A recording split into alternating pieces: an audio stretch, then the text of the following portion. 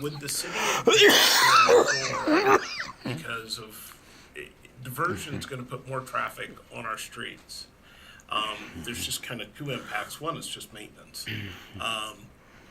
The issue for me is we're backlogged today on maintenance, and just from a city standpoint of service, having more traffic as a significant issue from this, and not having revenue that we get burdened with the problem and not having revenue, and not having advancing to the OTC and kind of hoping a prayer at the OTC you get revenue, seems to me fraught with a lot of problems.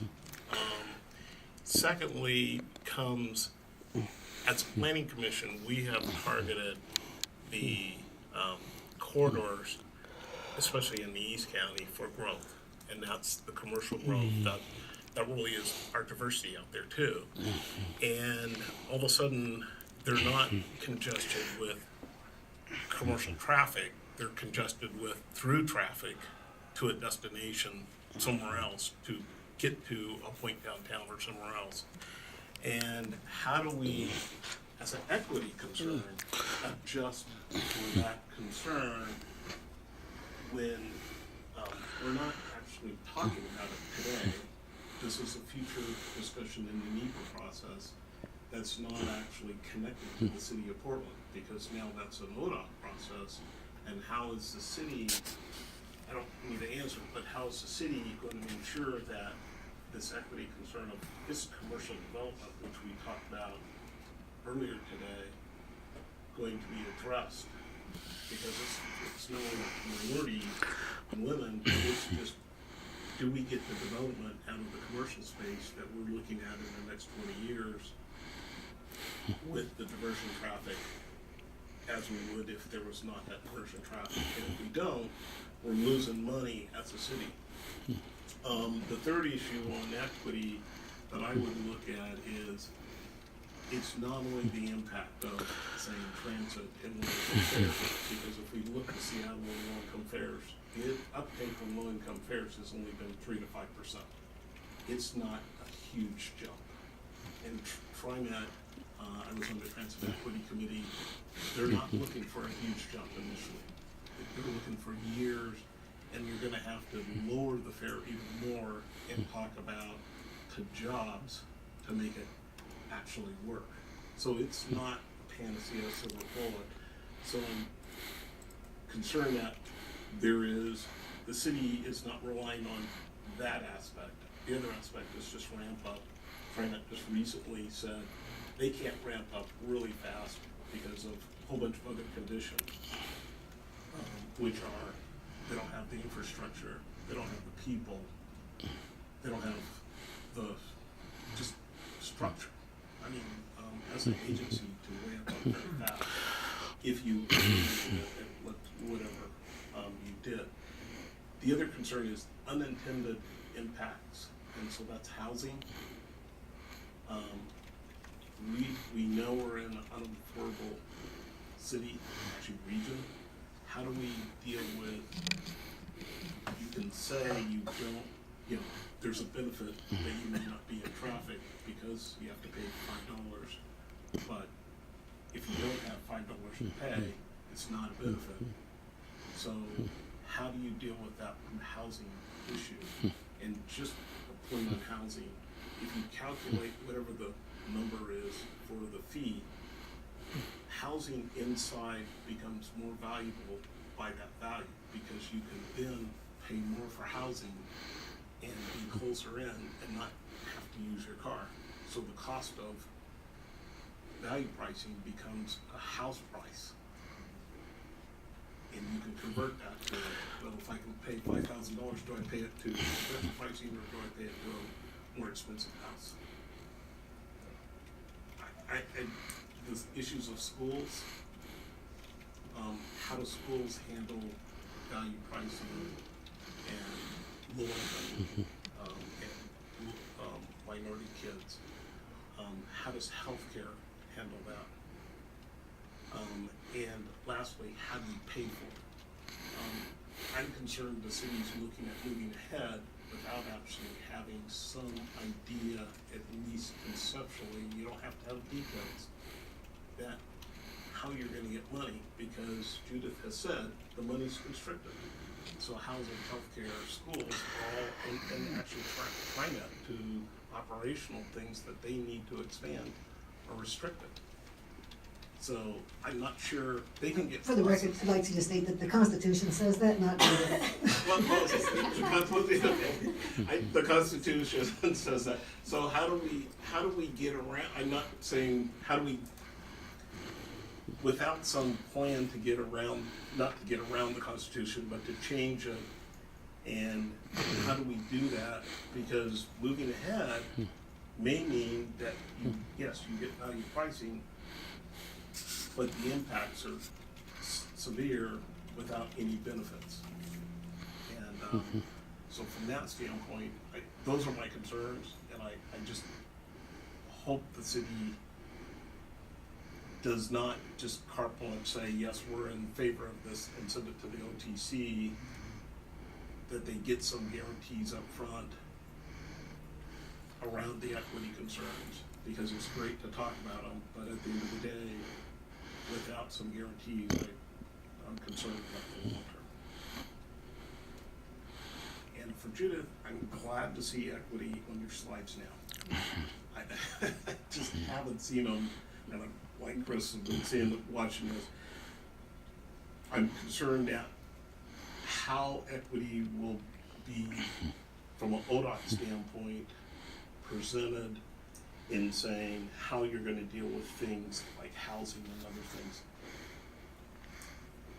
that are not transportation related.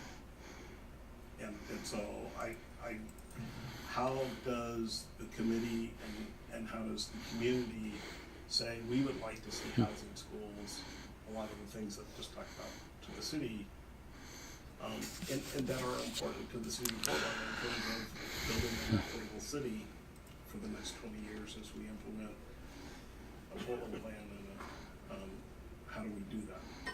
And I'll leave it at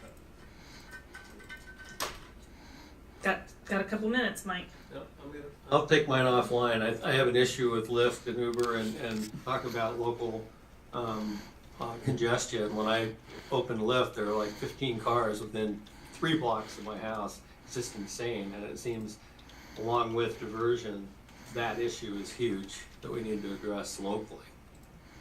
And I need to get it all right. Thank you. This is a great presentation. I'm glad you're on this project. I love Ben's idea for thinking bigger and maybe give a coupon to people doing C-Trans, you know. I think that some of the Andre's points I like, but I also I'm glad you pointed out that the status quo causes a lot of these externalities already, on housing price, for example. And I guess things I want to toss out 2 new things. One is 26 and 84, 2 other roads go in and out of the city. Maybe this is statutory, but it seems like they'd be a logical part of the conversation. And the other, so that's a question of why that's not in the mix right now. Maybe there's an easy answer. The other question is, there's gonna be a lot of local governments making decisions on this project. Is any of it gonna come through the Planning Commission for the City of Portland, or is this more of a hearing for us to understand what's going on? I guess wondering whether there's decisions that we'll be making recommendations on through this process or not. I'll answer the first. So the legislature directed to begin with I-5 and I-205. I do believe that I've already heard some of the PAC members say that they probably will recommend that we go to the other freeways as well to look at a more systemic approach. That could be a second phase, could be. And I also think that in future analysis of even I-5 and I-205, we will have to look, so it won't be in this phase, but when we, depending on what project is advanced, we'll have to take a look at the impacts on 84 or 405 to make sure, because we'll be concerned about that diversion as well. Well, and maybe to speak just a tiny bit to a couple of the things that have come up as far as the, us coming up with some recommendations now, but what will be the process in the future. I think I talked to Judith about this. We're talking about trying to make some sort of formal recommendation that the PAC process, which is supposed to sunset in June continues in a formal way. I think we are hoping to raise things and to put some qualifications out and not just, hope, but have some sort of more formal process, and I'm not sure exactly what that will look like, but the city wants to make sure that we continue to have a voice. So if we're raising things and wanting to see see very clear solutions, that there is a process and it's not 100% clear. As far as this current process, we were here, I think all of us, to inform you what's going on from the city's perspective, to hear these questions and concerns and continue to sort of revise our input. As Judith mentioned, Brendan Finn, Chief of Staff for Commissioner Saltzman, is sitting on the advisory committee right now. That is also sort of just an advisory committee. I think Judith mentioned they don't even have to sort of formally vote on this. So right now it is advisory. I think we are continuing to share these issues based on transportation policy goals, and as I said, come up with maybe a more formal recommendation for how the city and then our stakeholders will have a continued role, so that we're sure that we're not just saying this is what we like, but have a solid answer. Maybe just as an opportunity would be to have a smaller group, or be able, one, take the notes, make sure Brendan sees them from this meeting and all of your comments. I could set up a meeting with a few of you with Brendan and Commissioner Saltzman in terms of that. And then just making sure that when you are putting together any official City of Portland comments to ODOT, if there's an opportunity for anyone on the commission here to be able to see those draft comments, be able to help craft those, I think there were a lot of good ideas here. Yeah.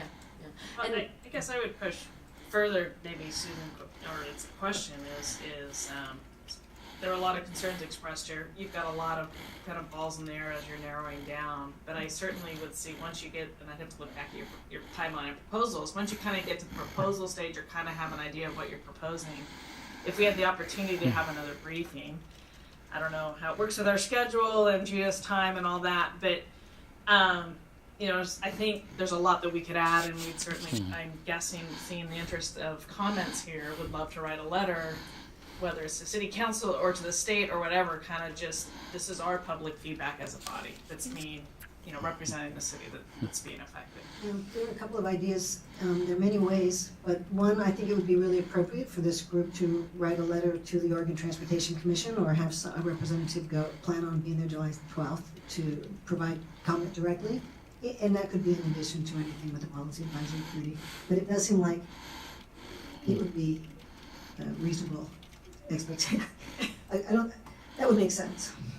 It makes sense. If possible, like a briefing to be able to then put a letter together to then go have a representative go to that meeting, or just send a letter with Yeah, it's whether you want to provide input to the Policy Advisory Committee, which is one way, but then they are advising the OTC, and the OTC will also want public input, so it could be direct. And we'll work about it. We'll work in it with the officers. We can how about that, and then figure out maybe the best way to plug into the process, at least if possible. Michelle wanted something to add? No?